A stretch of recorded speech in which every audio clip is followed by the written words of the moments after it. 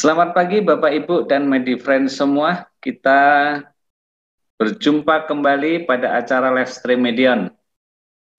Pada hari ini live stream Medion sudah memasuki edisi yang ke-54.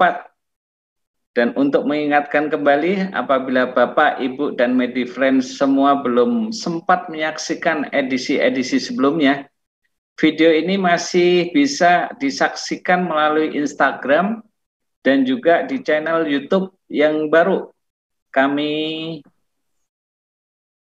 ulangi Mas. Ulangi Mas. Yo. Ini di channel YouTube baru kami. Oh, di channel YouTube baru kami ya. Sorry Mas, sorry. Oh, ini kan aneh tambahan baru ini. Di channel YouTube baru kami, medionindonesia.id ya.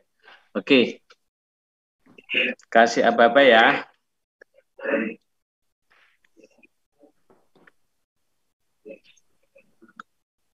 Selamat pagi Bapak, Ibu, dan MediFriend semua. Kita berjumpa lagi pada acara live stream Medion. Pada hari ini, live stream Medion memasuki edisi yang ke-54. Untuk mengingatkan kembali, apabila Bapak, Ibu, dan MediFriend belum sempat menyaksikan edisi-edisi sebelumnya, video masih bisa disaksikan melalui Instagram dan juga di channel YouTube baru kami, medionindonesia.id.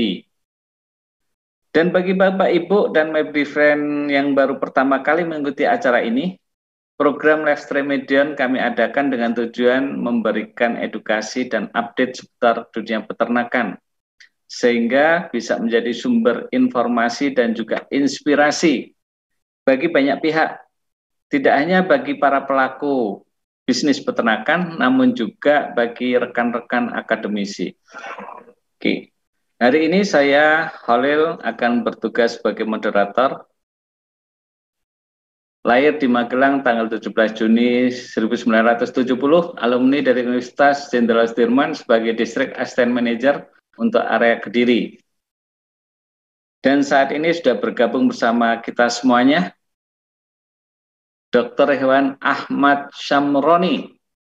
Lahir di Rembang 13 Maret 1994, pendidikan dari S1 Kedokteran Hewan IPB, program profesi dokter hewan IPB sebagai Technical Sales Representative untuk area Blitar. Kami berdua akan mencoba menyampaikan materi mengenai waspada penyakit bakterial pernafasan pada ayam. Sama seperti edisi sebelumnya, di sesi pertama kami berdua akan menyampaikan penjelasan mengenai materi.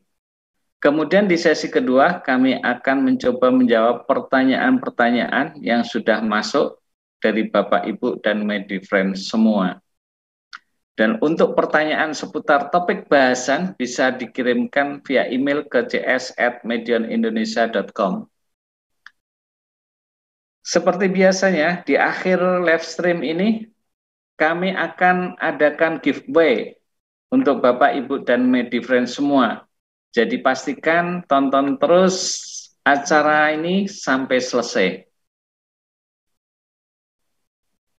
Oke, sekarang kita akan masuk ke sesi pertama. Penjelasannya akan langsung dibawakan oleh Dr. Hewan Syamroni. Silakan, Dr. Hewan Syamroni. Baik, terima kasih Pak Khalil. Sebentar, saya coba cek. Oke. Nah, sudah terlihat rekan-rekan semua ya? Sampun ya Pak? Sampun, ayo. Ya, saya mulai. Assalamualaikum warahmatullahi wabarakatuh. Selamat siang, salam sejahtera untuk kita semua. Perkenalkan Bapak Ibu sekalian, saya Ahmad Syamroni. Kebetulan saat ini berada di Blitar seperti yang sudah disampaikan Pak Khalil tadi. Bertugas di Blitar kebetulan sebagai technical sales TSR representatif, dan pada kesempatan kali ini kita akan coba sharing ya Pak, Bapak Ibu sekalian, tentang penyakit bakterial khususnya ada di pernapasan yang menyerang ayam, baik di ayam layer gitu ya, dan juga nanti di ayam broiler. Nah, oke, adapun beberapa agenda pembahasan yang akan kita diskusikan pada hari ini adalah pendahuluan kenapa kemudian sekarang dengan suasana kemarin peralihan musim, kemudian isu-isu global saat ini, suhu semakin tinggi begitu ya. Kemudian apa hubungannya dengan kesehatan ayam atau kesehatan unggas yang kita pelihara khususnya di sistem pernapasannya. Kemudian yang kedua nanti kita akan coba diskusi kenapa masalah-masalah di sistem pernapasan ini kok selalu muncul begitu. Anatomis fisiologinya untuk di unggas itu nanti seperti apa? Nanti akan coba kita diskusikan. Kemudian yang ketiga adalah faktor predisposisinya atau faktor-faktor apa saja yang nantinya akan mempengaruhi kesehatan saluran pernapasan bagi ayam begitu ya. Kemudian yang selanjutnya yang keempat adalah kita nanti mengambil beberapa penyakit-penyakit bakterial khususnya yang sering kali menyerang ayam broiler ataupun ayam layer yang kita pelihara. Kemudian yang terakhir adalah pencegahan serta penanganannya. Nah, oke. Kita masuk ke topik yang pertama, yaitu pendahuluan. Sebenarnya apa yang terjadi di alam atau di lingkungan kandang kita ketika kita melakukan pemeliharaan. Oke. Ini adalah triangle epidemiologi infeksi, Bapak Ibu sekalian ya. Bahwa secara alamiah gitu ya, pada kondisi normal akan ada interaksi harmonis gitu ya antara bibit penyakit yang ada di lapangan gitu ya, bibit penyakit yang ada di kandang kita gitu ya. Kemudian yang kedua adalah ayam yang kita pelihara, gitu ya, baik layer, broiler ataupun breeder.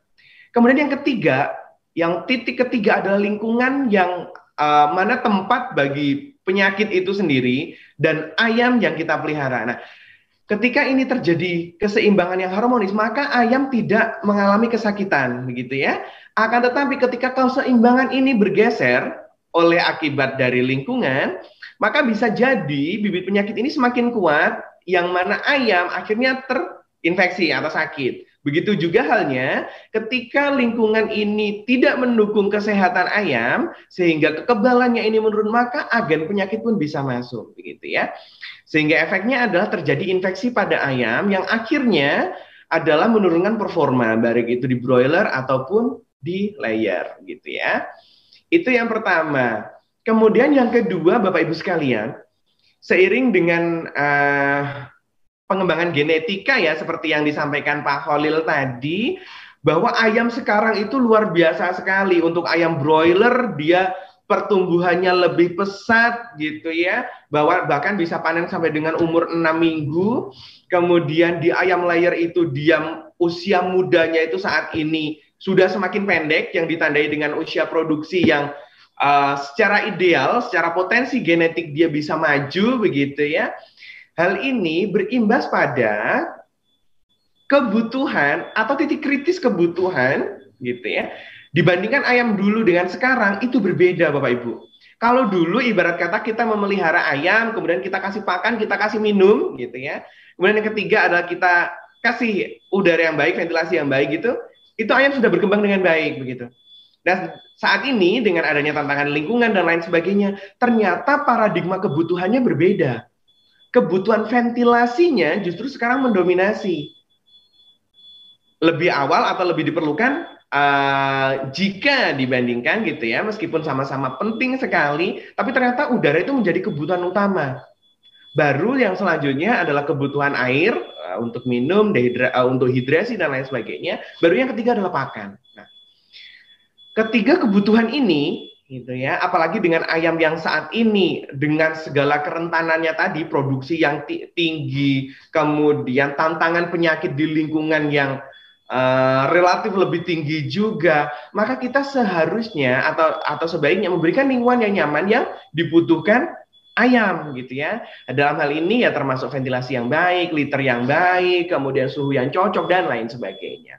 Nah, dari usaha untuk menyediakan gitu ya kenyamanan yang ada di kandang, paling tidak ada beberapa hal yang perlu kita perhatikan gitu gitu ya. Yang nanti apabila ini tidak tercapai atau ini yang tidak bermasalah, nanti akan menjadi predisposisi yang berikutnya untuk terjadinya masalah-masalah yang berkaitan dengan sistem pernapasan, gitu ya. Baik, untuk yang pertama adalah kepadatan. Nah, kepadatan di sini nanti akan sangat berpengaruh terhadap bagaimana kecukupan oksigennya, kemudian bagaimana ritme ayam dalam mengeluarkan ekskretanya, dalam hal ini adalah fesesnya dan lain sebagainya, kaitannya nanti dengan amonia dan lain sebagainya. Kemudian yang kedua adalah manajemen atau pengaturan liter atau alas kandang. Nah, alas kandang ini kita usahakan agar liter ini tidak basah atau menggumpal, karena efeknya lagi kalau berkaitan dengan sistem pernapasan nanti kita akan berbicara tentang amonia lagi, gitu ya. Kemudian yang ketiga adalah kadar amonia itu sendiri, gitu ya. Menurut standar sebaiknya ayam dipelihara di lingkungan yang kadar amonianya tidak lebih besar dari 5 ppm ketika kita melakukan pengukuran dengan pengukur amonia, gitu ya. Karena ketika dia lebih tinggi dari 5 ppm, faktanya ketika di ayam, apalagi dia jaraknya dengan liter itu dekat sekali, maka dia bisa mengakibatkan adanya iritasi, baik di saluran pernapasan ataupun nanti di mata dan lain sebagainya. Nanti akan coba kita diskusikan. Kemudian yang selanjutnya, yang keempat adalah suhu dan kelembapan yang ada di kandang. Nah, nanti ini akan sangat berkaitan dengan adanya sistem termoregulasi yang ada di dalam tubuh ayam sendiri, serta kondisi heat stress nantinya. Kita usahakan jangan sampai kita berada di sisi kritis, yang mana ayam nanti akan sangat tidak nyaman. Kemudian yang kedua adalah daya ikat udara terhadap oksigen nanti turun, sehingga kondisi hipoksia sering kita temui di kondisi yang heat stress, begitu ya. Itu jangan sampai terjadi. Kemudian untuk mewujudkan itu semua, kondisi ideal dan lain sebagainya, ketika kita memelihara ayam di fase starter, begitu ya, maka kita harus sensitif untuk melakukan regulasi atau pengaturan dari ventilasi dengan cara misalnya melakukan buka dan tutup tirai, gitu ya. Oke, itu adalah kebutuhan untuk menciptakan kandang yang nyaman. Nah, Bapak Ibu sekalian, Medion kemudian melakukan coba perankingan untuk memantau kondisi penyakit yang ada di lapangan. Dari 2019 sampai dengan 2021, ini data kita closing di bulan September ya Bapak Ibu sekalian, untuk ranking penyakit pada ayam petelur, gitu ya, bahwa ternyata penyakit bakterial, bisa juga kita sebutkan ini adalah penyakit bakterial pernapasan ya. Ini yang pertama yang paling tinggi adalah Coryza Bapak Ibu sekalian. Ini dari tahun ke tahun relatif sama di petelur. Bahwa kondisi paling tinggi adalah kasus bakterial pernapasan Coryza. Oke, yang kedua adalah CRD atau chronic respiratory disease, gitu ya. Ini khususnya nanti untuk ayam-ayam yang dia masih fase starter sampai dengan grower yang dipelihara di postal ya. Nah, ini sering sekali terjadi atau sering kita temukan di lapangan. Oke, yang berikutnya adalah CRD yang diikuti dengan coli, gitu ya. Sehingga menjadi CRD kompleks. Kemudian yang terakhir adalah kolibasilosis murni yang dapat saja menginfeksi semua organ dan juga di organ pernapasan secara khususnya, gitu ya. Ini kolibasilosis murni. Nah, ternyata penyakit ini sering terjadi sampai sekarang ini Bapak Ibu sekalian. Oke. Nah, ini adalah di ayam petelur. Artinya penyakit pernapasan bakterial masih mendominasi. Kemudian kita lihat kondisi di ayam pedaging. Ternyata di ayam pedaging pun yang paling sering muncul, ya, balik lagi adalah penyakit-penyakit yang berkaitan dengan sistem pernapasan. Ayam pedaging ini dia karena pertumbuhannya cepat dan lain sebagainya, kemudian dia pakannya juga tinggi, gitu ya. Kemudian dia selama hidupnya dipelihara di postal, gitu, sehingga CRD ini menjadi salah satu penyakit yang paling dominan muncul di farm broiler. Kemudian yang disusul yang selanjutnya adalah CRD kompleks, kemudian kolibasilosis, gitu ya. Ini adalah penyakit protozoa, koksidiosis, tapi tidak menyerang sistem pernapasan. Yang kelima adalah Coryza. Ternyata Coryza juga bisa muncul. Pada beberapa kasus kita temukan pada pemeliharaan broiler. Oke, dari sekian banyak penyakit yang sering menyerang baik di broiler maupun layer yang berkaitan dengan penyakit bakterial pernapasan, efeknya sudah jelas tentu bahwa morbidity atau angka kesakitan di flock kita dia bisa relatif tinggi. Dia bervariasi tergantung jenis penyakitnya antara 20 sampai dengan 50%. Kemudian angka kematian dan angka culling yang jelas dia akan meningkat ketika ada kejadian penyakit. Bisa 5 sampai dengan 20% bergantung nanti jenis penyakitnya apa. Ya, kerugian selanjutnya jika kita berbicara tentang broiler ataupun kita pemantauan ayam layer gitu ya, yang kita pelihara dari DOC, maka bobot badan ini biasanya tidak tercapai karena gangguan-gangguan tersebut. Kemudian diikuti penurunan produksi, belum lagi infeksi sekunder dan lain sebagainya. Nah, yang terakhir ini kita tahu bahwa korisa tadi di penyakit yang paling sering menyerang layer adalah korisa. Dia sebagai dia dapat mengakibatkan terjadinya infeksi yang berkelanjutan. Inilah yang menyebabkan korisa ini sering untuk wilayah atau ayam yang memang pernah terkena korisa, itu biasanya penyembuhannya susah sekali Bapak Ibu sekalian. Karena ketika ayam itu sembuh, ini masih bisa bersifat sebagai carrier, gitu ya. Artinya dia korisa ini tetap ada di dalam tubuh meskipun ayam kondisinya sakit dan bisa menularkan ke ayam yang terlihat sehat tapi kekebalannya tidak mumpuni. Ya. Itu adalah dasar-dasar kemudian kenapa kita harus memperhatikan penyakit yang berkaitan dengan sistem pernapasan. Oke. Nanti Bapak Ibu sekalian kalau misalkan ada pertanyaan nanti monggo disampaikan di kolom chat di Q&A ya. Oke, yang topik kedua adalah terkait dengan anatomi dan fisiologi dari sistem pernapasan unggas. Ya. Berbeda dengan di mamalia, di unggas ini dia memiliki kelemahan yang mana kalau kita punya diafragma dengan vaskularisasi darah yang relatif banyak begitu ya, di ayam ini diafragmanya digantikan oleh yang namanya kantung hawa. Ya. Yang mana kantung hawa ini ternyata dia inervasi darahnya, yang gitu ya. Jadi pembuluh darahnya di sana sedikit sekali. Efeknya ketika ada penyakit-penyakit yang memang menginfeksi area tersebut atau daerah tersebut, gitu ya. Ini efeknya adalah lamanya persembuhan, rendahnya persembuhan. Karena memang di sana rendah obat sampai sana. Jadi nanti ada pilihan-pilihan tertentu atau misalkan diambil antibiotik jenis tertentu yang memang lebih efektif untuk menangani penyakit-penyakit di daerah tersebut, begitu ya. Itu pertama adalah kantung hawa. Kemudian yang kedua adalah sinus. Ini adalah tempat yang paling familiar ya bagi kita, khususnya nanti kita yang berhubungan langsung dengan ternak layer, bahwa di sini adalah tempat yang paling disukai untuk bakteri korisa. Begitu Bapak Ibu sekalian ya. Nah, di sini sayangnya sama seperti di kantung hawa tadi, di sini juga minim pembuluh darah. Oke, ya. Efeknya sel-sel kekebalan susah ke sana, makrofag susah bekerja, obat susah sampai.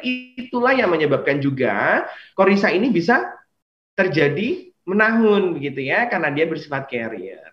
Oke, untuk itulah agar kejadian-kejadian ini tidak terjadi, maka kita perlu mendukung sistem atau manajemen yang kita berlakukan pada ayam kita dengan melakukan manajemen pemeliharaan yang baik agar khususnya pintu masuknya yang kita blokir gitu ya. Dalam hal ini yang kita tekankan nanti atau kita bahas lebih dalam di belakang adalah berkaitan dengan hal-hal yang merusak sistem pernapasan, khususnya di amonia nanti.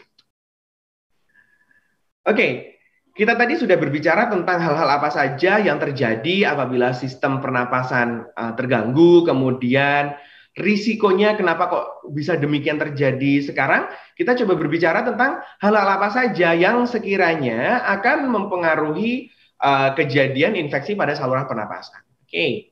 Yang pertama adalah kandang yang terlalu padat, gitu ya. Untuk menggambarkan ini, yang paling mudah dan paling sederhana adalah ketika kita memelihara ayam broiler ya Bapak Ibu sekalian ya. Ayam broiler ini memang kita untuk space-nya kita usahakan tidak terlalu lebar, kemudian sarannya juga tidak terlalu sempit, yang jelas dia secara kecukupan dia cukup gitu ya.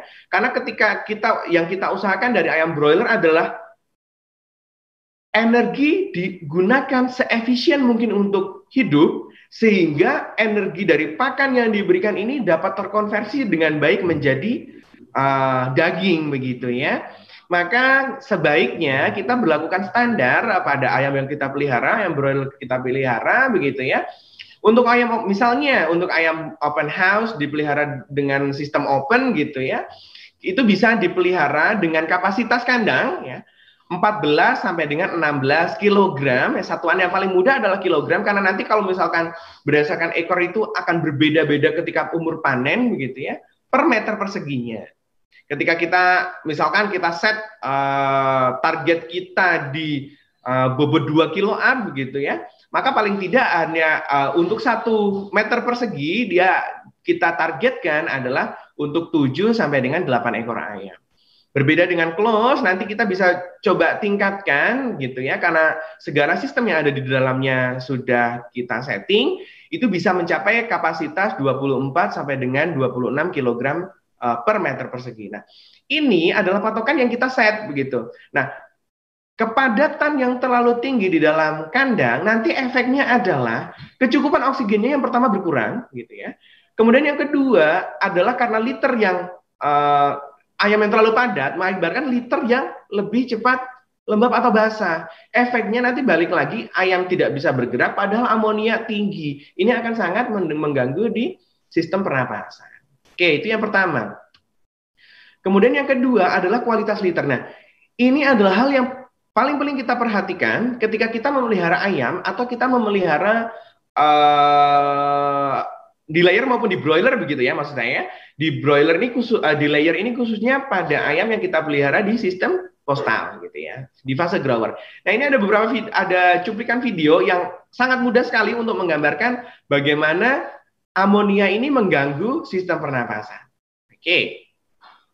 Nah, ini adalah gambaran seekor ayam yang kita pelihara kemudian beserta segala sesuatu yang keluar masuk melalui tubuh ayam. Nah, ini adalah gambaran sistem pernapasan dari ayam kita, oke ya. Ini adalah lapisan yang pertama atau lapisan terluar di tubuh. Ini adalah mukosanya. Kemudian ini yang dinamakan silia, Bapak Ibu sekalian. Silia ini ada di sepanjang saluran pernapasan, gitu ya. Khususnya nanti di hidung dan saluran pernapasan bagian atas, gitu ya. Nah, NH3 itu tadi adalah amonianya. Nah, ternyata ketika amonia itu merusak silia, gitu ya, merusak mukosa, itu mengakibatkan silia ini susah untuk mengeliminasi organisme yang masuk. Oke, kita coba ulang. Oke. Amonia ini ternyata dia merusak motilitas dari silia. Amonia merusak motilitas silia yang efeknya adalah dia terlihat seperti malas gitu ya, atau lazy leukosis. Nah, ini secara normal silia ini akan membuang partikel apa saja yang mencoba masuk. Kemudian dibuang dan lain sebagainya. Nah, ketika amonia datang, gitu ya, ke NH3 datang, maka bagian dari silia akan menjadi tidak responsif. Nah, dia akan menjadi letoy, tidak seperti performa yang lainnya. Nah, efeknya, ya, ketika dia mengiritasi mukosa, kumannya ini mudah sekali untuk memasuki sistem pertahanan pertama, begitu ya. Akhirnya masuk ke sistem peredaran darah dan lain sebagainya. Dokter Syam, halo Syam. Ya, Pak. Videonya bisa keputar nggak itu? Oh, di kita bisa keputar, Pak Halil. Oh gitu, kita nggak muncul loh. Loh, Masya Allah, sorry. Iya, makanya nanti Syam menjelaskan, nanti kita nggak bisa ini. Nggak bisa waduh. Oke, dijelaskan lisan saja mungkin ya Pak Khalil ya. Oke. Nah, kurang lebih demikian bahwa ketika kita bayangkan di saluran mukosa itu yang paling licin di atas gitu ya. Kemudian di atas mukosa itu, di lapisan licin itu ada rambut-rambut kecil yang namanya silia gitu ya. Itu adalah pertahanan pertama. Nah, ketika itu dirusak oleh amonia, efeknya kuman akan lebih mudah masuk ke dalam sistem peredaran darah yang mengakibatkan nanti itu menjadi entry atau tempat masuk dari bakteri dan virus lainnya. Ya, mohon maaf karena videonya ini sepertinya agak susah ya. Oke, nanti kita sambung lagi. Nah, yang selanjutnya adalah kualitas liter, masih nyambung yang tadi. Amonia itu ketika kita, ini menurut standar ya, berdasarkan sumber ini di Disease Poultry tahun 2003, ini menggambarkan bahwa semakin tingginya amonia ternyata gejala yang akan timbul atau efek yang akan terjadi di dalam tubuh itu menjadi sangat bervariasi begitu ya. Tadi kita idealnya adalah di bawah 5 ppm gitu ya. Ketika dia sampai 20, maka gejala kerusakan pernapasan pada ayam ini adalah mengalami kerusakan ringan antara 20 sampai dengan 30. Nah, baru akan terjadi kerusakan yang serius gitu ya. Sudah mulai iritasi, sudah mulai sobek mukosanya, itu di range antara 50 dan 60. Nah, ini ketika kita secara manual gitu ya, secara organosensori, tanpa menggunakan alat, atau amoniometer gitu ya, maka kita akan ketika kita mencium bau yang tajam dari amonia di kandang, maka risiko di ayam adalah mengalami gangguan pernapasan gitu ya. Awalnya adalah cekrek ringan gitu ya, yang paling sering kita ketemu di lapangan, tapi efek jangka panjang yang ketika diikuti oleh infeksi yang lain misalnya E. coli, dia akan muncul infeksi-infeksi sekunder dan yang lain sebagainya. Virus pun bisa ikut masuk karena pertahanan pertama dari silia dan mukosa itu sudah tertembus oleh amonia. Oke, itu jangka panjangnya atau buruknya dari kualitas litter. Oke. Itu poin yang pertama. Kemudian poin yang kedua adalah kita coba memberikan sistem ventilasi yang baik di kandang yang baiknya atau idealnya ketika kita memelihara ayam gitu ya, baik di layer maupun broiler, idealnya kita memberikan jarak satu space. Ya, ini atau 1 kali lebar kandang. Tujuannya apa?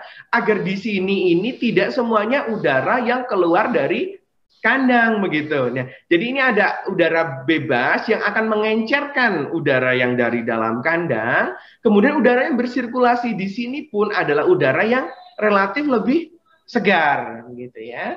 Itu berkaitan dengan lebar dari kandang atau lebar space antar kandang. Nah, kemudian yang poin yang kedua adalah ketinggian kandang panggung gitu ya, dari tanah minimal 1,5 meter. Nah, ini ada yang kita soroti adalah kandang-kandang layer, khususnya kandang yang kita pelihara sistem open gitu ya.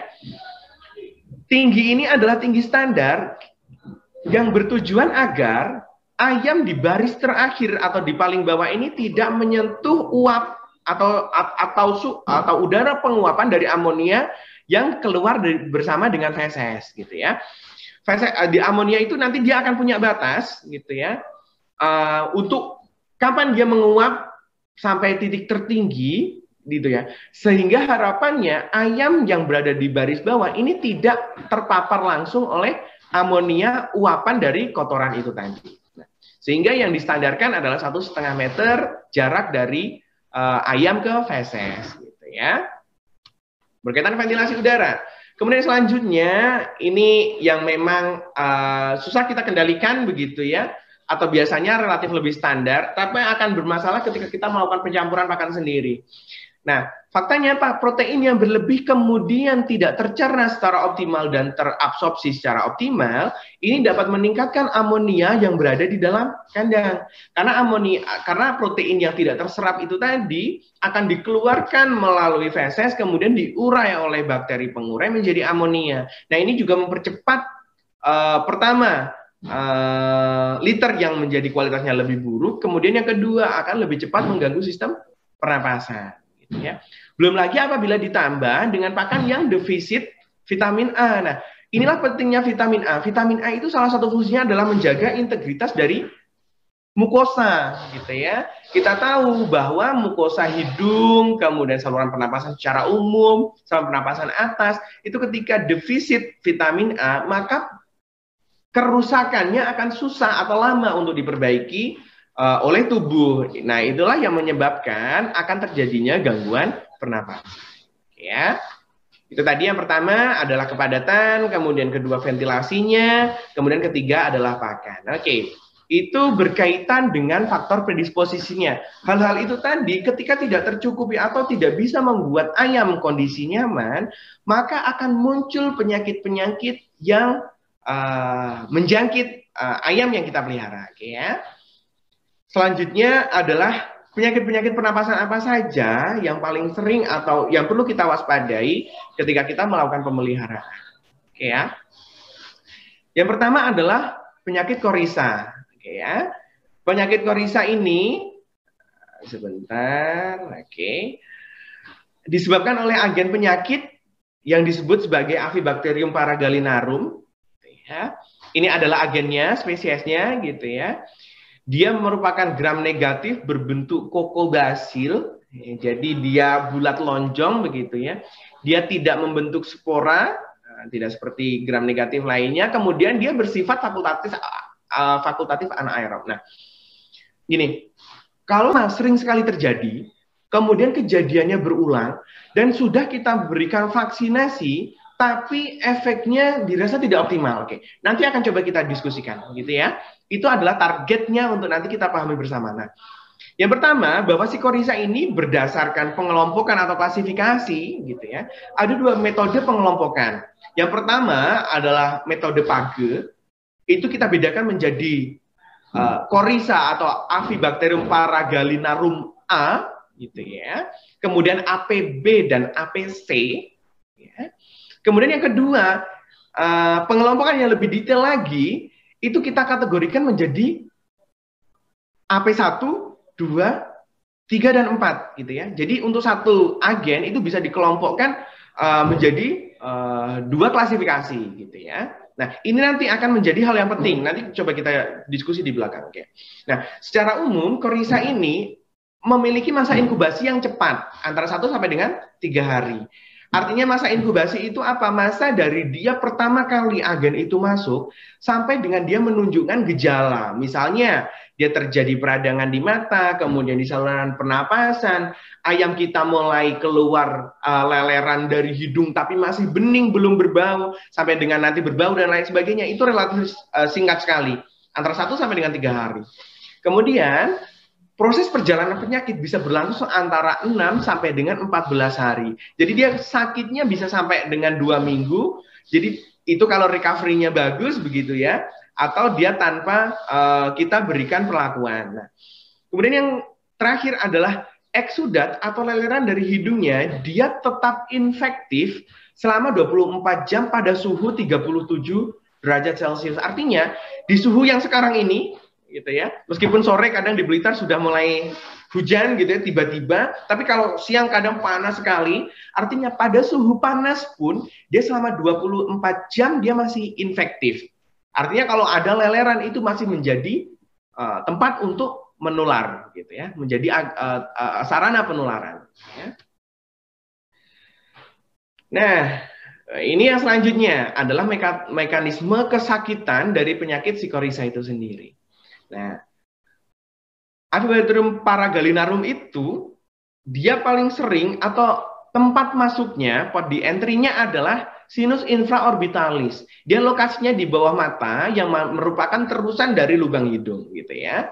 Sinus infraorbitalis ini adalah area yang minim pembuluh darah. Efeknya apa? Ketika dia di sini terjadi infeksi, kemudian obat yang kita berikan itu melalui suntik ataupun melalui minum gitu ya, per oral gitu ya. Ternyata obat yang masuk di sini itu relatif sedikit. Efeknya persembuhannya lama yang pertama. Kemudian yang kedua, ayam ini menjadi carrier karena ketika di sini pengobatannya tidak tuntas, sumber atau agen infeksinya itu akan tetap ada di sana. Dan ketika kita memelihara ayam lebih dari 1 umur gitu ya, hampir pasti seperti itu gitu ya. Kita bisa sampai dengan 3 ketika di satu flock itu atau di satu kandang, maka efeknya adalah terjadi infeksi yang berulang-ulang terus dari yang lebih tua ke lebih muda, ke yang lebih muda lagi dan lain sebagainya. Ya. Nah, ini yang perlu kita perhatikan bahwa ternyata ketika kita melihat kekerabatan, kedekatan kekerabatan antar jenis atau antar spesies korisa itu, ternyata dia berbeda-beda. Nah, Medion mengumpulkan data dari 2017 sampai dengan 2021, gitu ya. Nah, yang ditemukan paling sering adalah Avibacterium paragalinarum yang A dan C. Sedangkan yang C sendiri, gitu ya, ini adalah isolat yang lokal yang kita temukan di lapangan. Yang C sendiri, dia juga terdiri dari 2 spesies yang kekerabatannya jauh sekali. yaitu C1 dan C4. Ya. Ini adalah secara prinsip kedekatannya mereka tergambar seperti ini. C1 lokasinya di sini, ini adalah cabang C1, kemudian ini adalah cabang C2. Jadi secara kekerabatan dia sudah jauh sekali. Nanti efeknya apa? Nanti coba kita lihat. Ya kan? Ini adalah golongan, ini baru yang subvarian yang C saja gitu ya. Kemudian di sini yang paling banyak juga kita temukan adalah yang variannya A gitu ya. Ini lebih jauh lagi ya dengan yang C gitu ya. Nah, ini terlihat dari jauh sekali kekerabatannya, maka nanti ada sesuatu yang harus kita perhatikan. Oke. Yang selanjutnya adalah yang menjelaskan tadi data yang tadi kita temukan kemudian kita petakan. Bahwa ternyata dari 2015 sampai dengan 2021 begitu ya. Yang kita temukan di lapangan adalah varian yang A gitu ya. Atau grup yang A, kemudian grup yang C. C-nya terbagi dua, C1 dan C4. Nah, persebarannya ini hampir menyeluruh ke seluruh Indonesia gitu ya. Nah, ini di Jawa sudah ada A, sudah ada C1, sudah ada C4, sudah ada. Nah inilah yang menyebabkan perlunya sesuatu yang pas agar dia bisa mengcover sepenuhnya. Nah, ini yang menjelaskan. Nah, dari pengelompokan tadi, gitu ya, sebentar. Nah, ini dari serogrup A, B, dan C yang kita temukan di Indonesia, ini ternyata bisa dibedakan lagi menjadi partisi yang lebih kecil, gitu ya. Nah, dari serogrup A ini ternyata ada serovar atau serovarian dari A sampai dengan 4. Begitu juga dengan C, varian yang C ini ada 1 sampai dengan 4. Nah, ini adalah hal yang mungkin akan menjadi perhatian kita. Nah, proteksi silang artinya ketika kita memberikan vaksinasi pada ayam, gitu kan, kita berikan serovar A dan B misalnya, dan nanti yang mengancam di lapangan adalah serovar C, ternyata proteksi silangnya tidak ada sama sekali. Karena dia jaraknya tadi, kekerabatannya jauh sekali. Oke ya. A dan C ini jauh sekali. Ini yang mengakibatkan Coryza ini dia tidak efektif jika tidak mendapatkan ketiga-tiga dari serogrup tersebut. Oke ya, itu adalah klausa pertama. Tidak ada proteksi silang antarnya. Kemudian yang kedua, kita hanya mendapatkan proteksi silang yang tinggi pada serogrup yang A. Oke ya. Jadi misalnya kita punya isolat satu, kemudian yang menyerang adalah isolat lainnya masih sama-sama di serogrup A, itu dia memiliki proteksi silang yang relatif lebih baik gitu ya. Nah, kemudian yang poin yang ketiga ini yang lebih parahnya, bahwa serogrup yang C gitu ya, ternyata dia potensi untuk proteksi silangnya rendah sekali. Dari rendah sama tinggi. Jadi dia variasinya tinggi sekali. Nah, padahal di Indonesia kita temukan dari 2017 sampai dengan 2021 bahkan ada 2 isolat lokal yang berbeda dengan ABC normal gitu ya. Ini paling tidak ada. Ini adalah penamaan yang Medion lakukan, ada M03 dan M36. Nah, mengingat dari hal-hal berikut ini, maka ternyata kita perlu nih yang namanya homologi antara vaksin yang kita berikan dengan tantangan yang ada di lapangan. Dan ini menjadi titik kritis dari pencegahan terhadap Coryza, gitu ya. Nah, ini adalah beberapa produk atau beberapa vaksin atau variasi vaksin yang ada saat ini gitu ya. Coryza T yang artinya adalah trivalen gitu ya. Ini adalah produk-produk yang memang di dalamnya sudah ada Avibacterium paragalinarum atau bakteri Coryza yang memang dia bersifat lokal. Kita ambilnya dari isolat lokal sehingga harapannya dia lebih homolog dengan kondisi lapangan yang ada di Indonesia gitu ya. Kemudian yang kedua, ini ada Coryza Cito. Berbeda dengan suspension dan emulsion, Cito ini adalah teknologi baru atau variasi dari adjuvan yang baru atau pembawa yang baru dengan harapan menurunkan reaksi post vaksin dan usaha untuk meningkatkan proteksinya, karena Cito ini dia bisa meningkatkan kemampuan tubuh untuk merespon di area masuknya, di mukosanya. Di kekebalan mukosanya, dia diberikan kekebalan sehingga dia bisa mengenali Coryza lebih dini. Nah, kurang lebih demikian. Poinnya adalah sebaiknya untuk Coryza diberlakukan vaksin yang memang dia homolog. Oke. Itu adalah poin yang pertama. Itu menyebabkan Coryza tidak pengobatan dan vaksinasinya dia seringkali tidak efektif, ya. Kemudian yang berikutnya kita review sekilas tentang kejadian-kejadian Coryza di lapangan.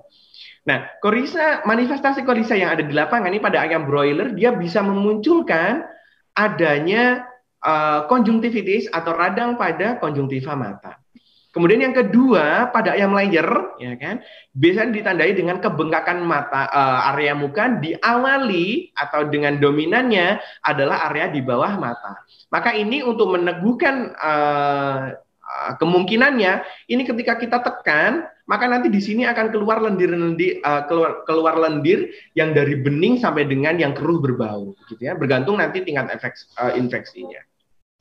Oke. Yang kemudian, nah ini kalau misalkan kondisinya sudah lebih buruk lagi, dia bisa keluar lendir kental dengan berbau busuk atau amis. Oke ya, ini adalah perubahan-perubahan anatominya ketika dibedah. Ada sinusitis atau peradangan pada sinus. Kemudian ketika dia diikuti dengan infeksi sekunder, misalnya coli begitu ya, dia bisa muncul adanya perkejuan. Kemudian di laringnya, karena dia juga menginfeksi saluran pernapasan atas, dia juga bisa mengalami yang namanya laringitis serta trakeitis. Oke, ini sering sekali kita temukan di lapangan. Nah, itu tadi adalah segala hal yang berkaitan dengan Coryza dengan titik kritis yang perlu kita perhatikan. Ya. Nah, penyakit yang kedua adalah CRD atau chronic respiratory disease. Chronic respiratory disease ini adalah penyakit yang diakibatkan oleh Mycoplasma gallisepticum. Ya. Ini adalah bakteri yang tidak memiliki dinding sel.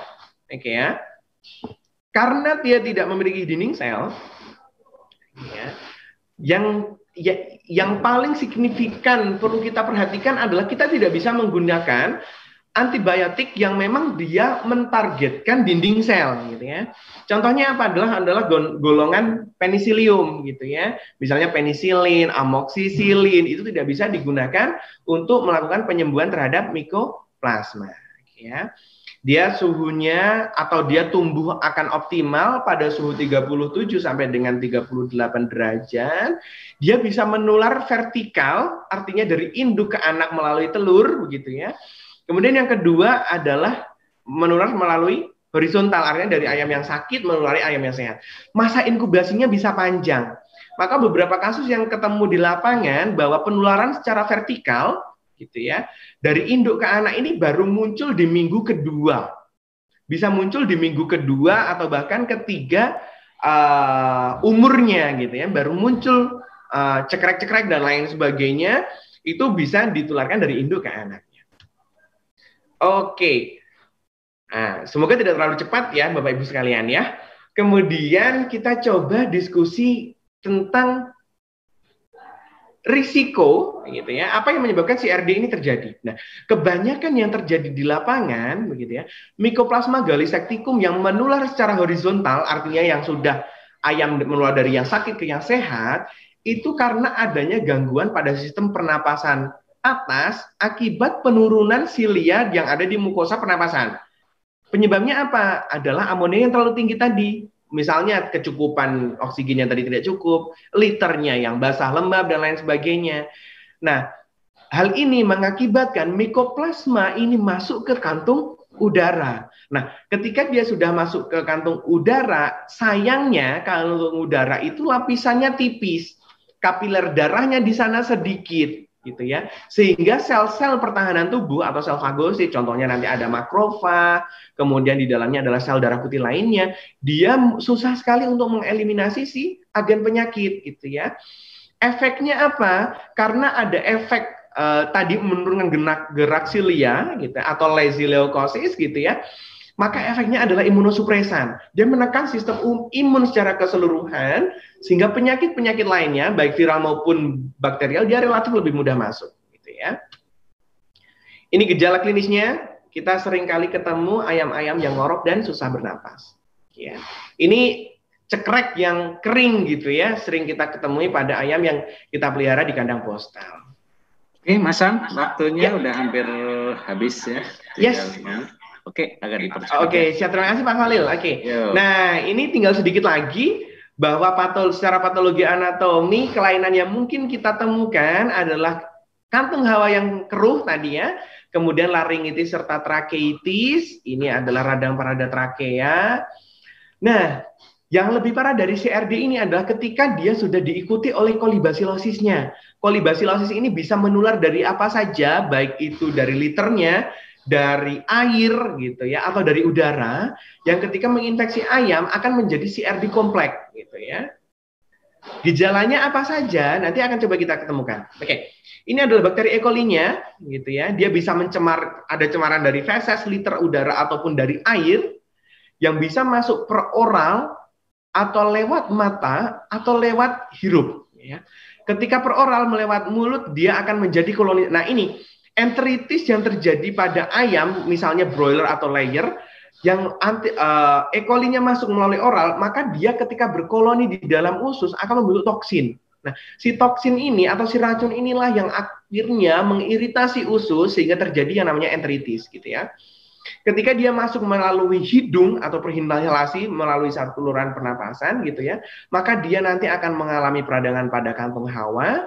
Kemudian dia akan bersirkulasi ke seluruh tubuh yang akibatnya kita muncul radang pada perikardium atau perikarditis, kemudian menyelimuti hati atau menyelimuti saluran dari reproduksi atau ureter gitu ya.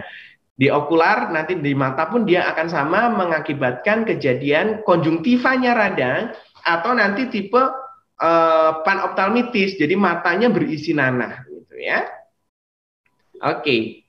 Ini adalah gambarannya sekilas. Perihepatitis adalah peradangan pada selaput pembungkus hati ya.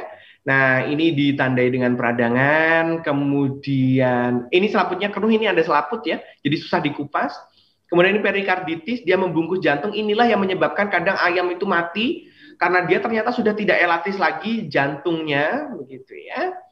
Ini bisa saja terjadi. Nah, kemudian diferensial diagnosa. Nah, ini perlu diagnosa yang lebih lanjut ketika ayam, misalnya ayam ini ternyata ngorok, di semuanya ngorok, maka yang ingin disampaikan di sini adalah perlunya kita nanti untuk tindak lanjut selanjutnya untuk melakukan diagnosa, misalnya bedah bangkai atau uji lab dan lain sebagainya, untuk memastikan gejala-gejala pernapasan ini, misalnya ngorok dan lain sebagainya. Oke, ini diferensial diagnosanya bisa CRD, CRD kompleks yang plus coli, korisa atau virus lainnya. Ya, oke, ini adalah diferensial diagnosa. Kalau tadi dari gejalanya, yang ini gejalanya, gitu ya. Kemudian ini adalah patologi anatomi. Ini nanti kalau Bapak Ibu sekalian perlu bantuan, inilah fungsinya pendampingan dari Medion dengan tim TSR-nya yang ada di lapangan semuanya. Monggo Bapak nanti kalau ada masalah dikontak TS yang menangani Bapak Ibu sekalian agar nanti dibantu diagnosa lebih lanjut. Oke, ini adalah diagnosa berkaitan dengan patologi anatomi yang berbeda-beda. Ya. Oke, kita sudah membahas semuanya termasuk penyakitnya, kemudian yang terakhir adalah pencegahan dan penanganan. Hal apa yang perlu kita lakukan agar kejadian-kejadian yang tadi disampaikan itu tidak terjadi di peternakan kita? Oke. Yang paling tepat adalah segitiga yang ini. Segitiga yang tadi adalah segitiga masalah yang muncul di peternakan gitu ya. Ada hostnya, ayamnya, ada lingkungan yang tidak mendukung, ada agen yang selalu berusaha menginfeksi. Maka kita cegahnya dengan 3 hal pula. Yang pertama adalah manajemen pemeliharaannya, gitu ya. Di dalamnya adalah sistem pelebaran, pakan, dan lain sebagainya. Kemudian kebersihan kita dalam bentuk biosecurity, tujuannya agar penyakit tidak masuk ke farm. Kemudian yang terakhir adalah vaksinasi dengan memberikan pengenalan atau imunisasi pada ayam sehingga ketika terjadi penyakit dia tidak terlalu fatal efeknya, gitu ya. Coba nanti kita diskusikan. Nah, pertama adalah biosecurity. Kita usahakan bahwa memang yang bisa mengakses kandang kita atau ayam kita gitu ya, kita asumsikan dia sebagai zona hijau, zona yang memang tidak semua orang bisa masuk ke sana. Karena kalau kita bisa menerapkan hal demikian, kita bisa meminimalkan perpindahan penyakit secara mekanik yang dibawa oleh orang dari luar ke dalam gitu ya. Bisa dilakukan dengan penyemprotan menggunakan sporades atau formades gitu ya. Ini adalah golongan formalin atau glutaraldehid gitu ya. Kemudian yang kedua adalah desinfeksi kandang saat persiapan gitu ya. Ini bisa menggunakan Medisep, Antisep, yang Antisep bergantung nanti kandang yang kita gunakan dari apa gitu ya. Oke. Kemudian manajemen ini melakukan tata laksana yang baik, tata laksana pemeliharaan yang baik, khususnya di fase starter. Nah, kenapa ini saya menjadi poin pertama? Karena ternyata pembentukan kekebalan itu adalah 2 minggu pertama, ya, selama masa starter untuk di broiler gitu ya.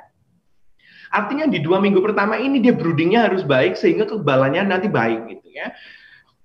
Kemudian menghindari tumbuhnya jamur pada ransum jelas, kemudian manajemen penyimpanan pakan, kemudian kepadatan kandang, dan yang terakhir adalah kesesuaian iklim dalam gitu ya, terkait dengan ventilasi, suhu, dan kelembaban. Oke. Nah, yang selanjutnya, kalau tadi kita sudah berbicara tentang manajemen kebersihan berkaitan dengan biosecurity, kemudian ventilasi, yang kemudian adalah manajemen litter. Nah, ini akan sangat sensitif untuk ayam broiler dan ayam layer fase yang starter sampai dengan grower gitu ya.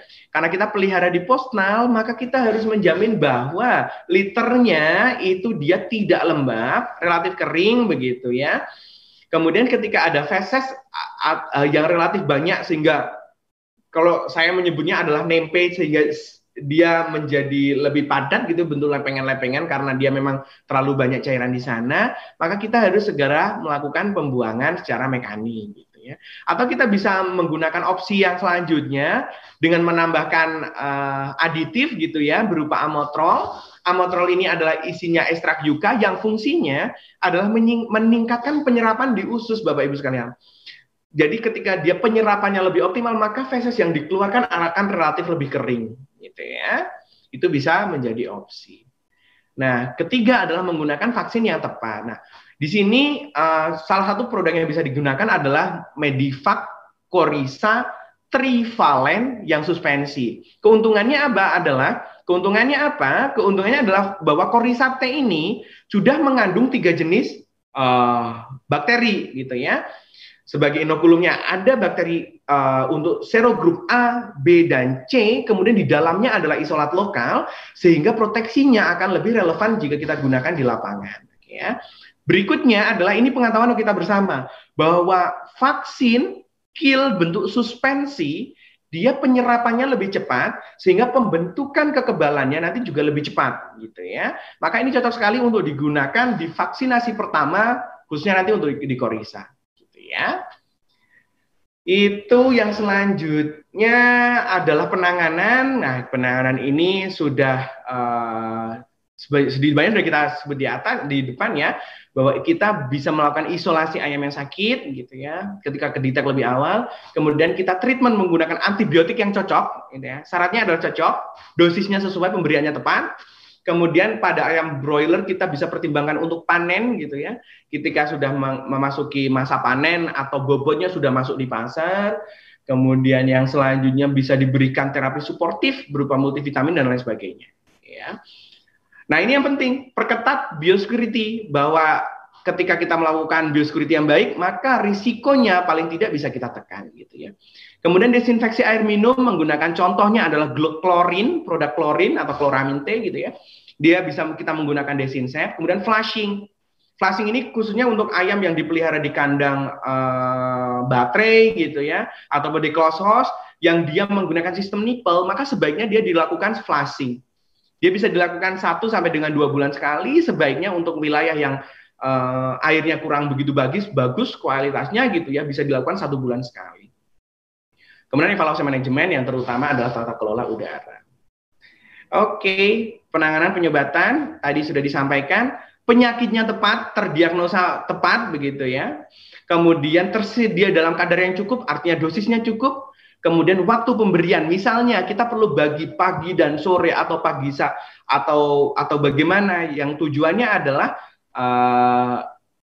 obat ini akan selalu tinggi kadarnya di dalam darah.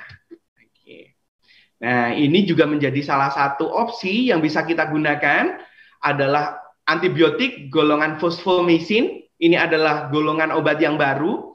Dia karena masih baru atau jenis golongan yang baru sehingga dia masih sangat sensitif untuk bakteri baik pernapasan maupun pencernaan. Dalam hal ini misalnya korisa, kemudian kolera dan lain sebagainya. Oke ya. Aturan pakai, dosis nanti tertera. Ini adalah produk yang bisa menjadi opsi untuk pengobatan. Ya. Oke, penanganan yang tepat dilakukan dengan pemilihan obat yang tepat dan pemberian yang tepat. Ya.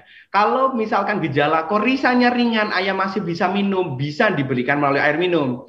Akan tapi ketika penyakitnya sudah parah, gitu ya, kemudian dia relatif susah untuk minum dan makan, maka obat yang diberikan per injeksi atau parenteral dia bisa menjadi opsi.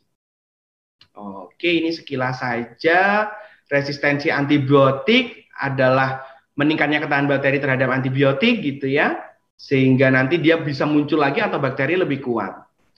Sehingga yang disarankan adalah melakukan rolling antibiotik. Jadi antibiotik kalau misalkan sudah manjur, kita sebaiknya melakukan penggeseran ke antibiotik yang lainnya untuk 3 sampai dengan 4 periode pengobatan di ayam yang sama. Targetnya apa? Targetnya adalah agar ayam ini tetap sensitif dan bakteri di sana tetap sensitif terhadap antibiotik yang kita berikan.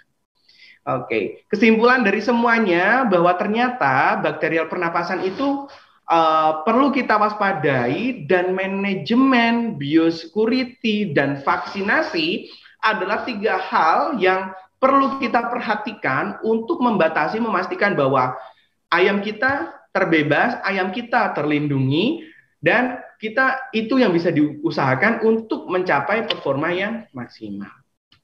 Oke, sekian dulu yang dapat saya sampaikan. Nanti kita sambung di sesi diskusi, begitu ya Pak Khalil ya.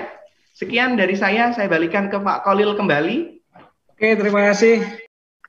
Bapak, Ibu, dan Medifriend sekalian, itu dia penjelasan mengenai topik hari ini, dan sekarang kita akan break selama kurang lebih 5 menit. Nanti kita akan lanjut kembali dan bisa bergabung kembali di live stream Medion. Pertanyaan-pertanyaan yang sudah masuk dari Medifriend akan kita coba jawab dan bahas satu persatu.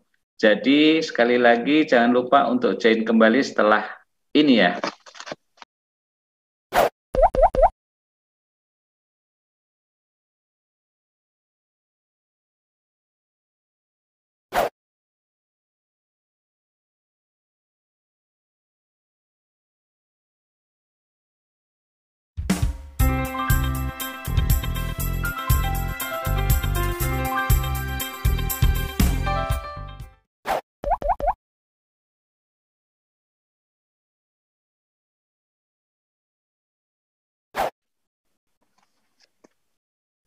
Bapak, Ibu, dan Medifriend semua, terima kasih sudah bergabung kembali bersama kami di live stream Medion untuk sesi tanya jawab.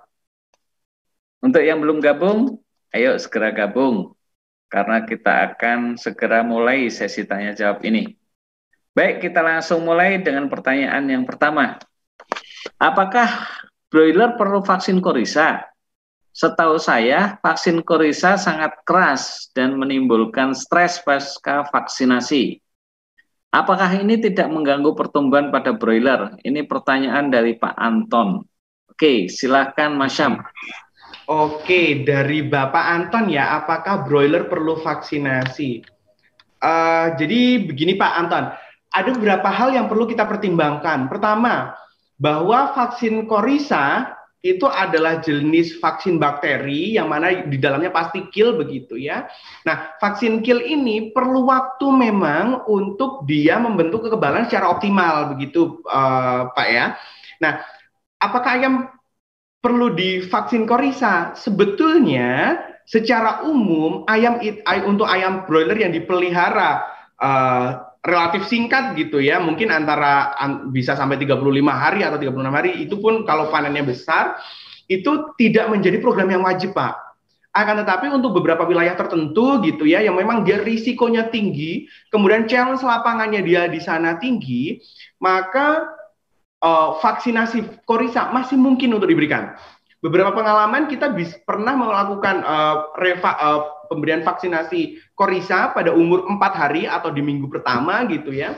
Targetnya apa? Ketika nanti dia sudah mencapai usia 3 atau 4 minggu, ketika dia di sana sudah produksi feses yang banyak, kemudian produksi amoniaknya tinggi dan risikonya tinggi gitu ya, maka dia sudah punya pengenalan terlebih dahulu. Nah, yang menjadi saran adalah ketika kita punya kekhawatiran terhadap Coryza di ayam broiler, maka pemilihan vaksinnya yang harus tepat. Syaratnya adalah satu, pilih vaksin yang memang daya serapnya dia tinggi. Berarti Bapak nanti harus bisa pertimbangkan untuk memilih vaksin yang jenisnya suspensi.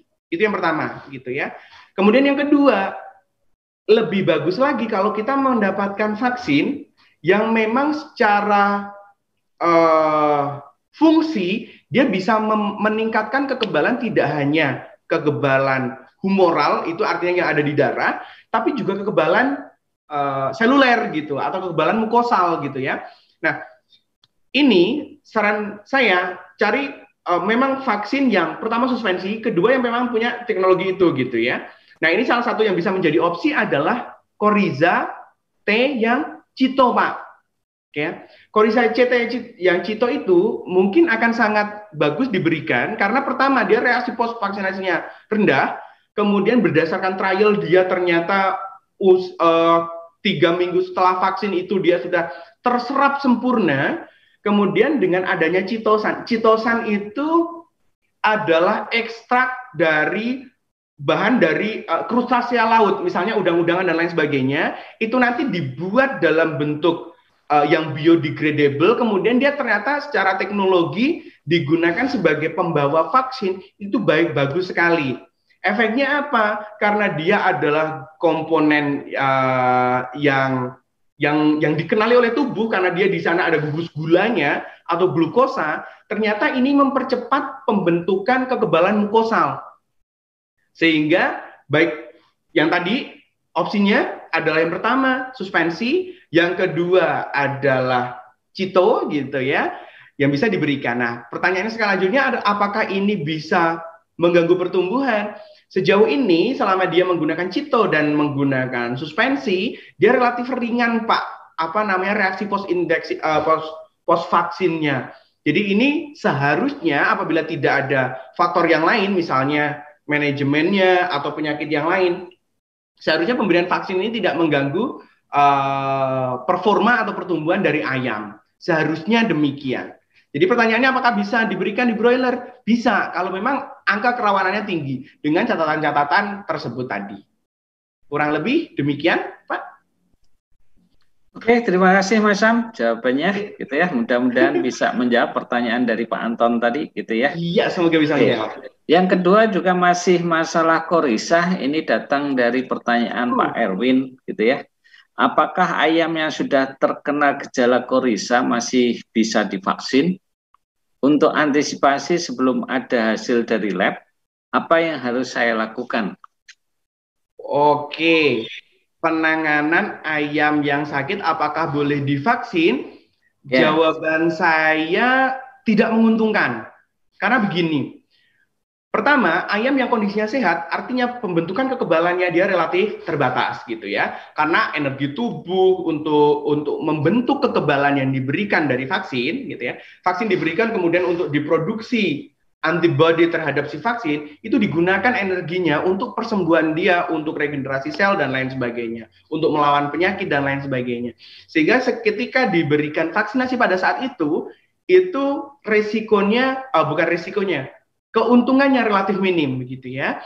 Jadi saran saya kalau memang ayamnya sudah terkena gejala Coryza terlebih dahulu, itu dilakukan pengobatan terlebih dahulu gitu ya. Baik itu serangkaian SOP-nya lah ya, berarti ya dilakukan seleksi, kemudian afkir, pemilihan antibiotik yang tepat gitu ya. Baru nanti setelahnya kalau memang perlu dilakukan revaksinasi gitu ya.